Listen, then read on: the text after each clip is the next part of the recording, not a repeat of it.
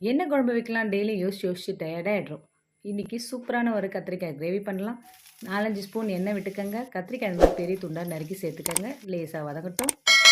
Colour மாறினதுமே 2 தக்காளி, 2 பச்சை மிளகாய், கல் உப்பு போட்டு நல்லா 1.5 ஸ்பூன் அளவுக்கு குழம்பு மிளகாய் தூள் போட்டு நல்லா வதக்கி விட்டுக்கங்க. மூடி போட்டு ஒரு 15 நிமிஷம் அப்படியே இருக்கட்டும். கூடவே கருவேப்பிலையும் சேர்த்துக்கங்க. நல்லா சாஃப்டாக கத்திரிக்காய் வெந்து வரணும். ஆஃப் பண்ணிவிட்டு ஆற வச்சுட்டு 4 ஸ்பூன் அளவுக்கு எண்ணெய் சேர்த்துக்கங்க. கடுகு, சீரகம், கடலைப்பருப்பு, உளுத்தம்பருப்பு, ஒரு கொத்து அளவுக்கு கருவேப்பிலையை சேர்த்துக்கங்க. 2 வெங்காயத்தை பொடியாக நறுக்கியிருக்கேன், அதையும் சேர்த்துக்கங்க.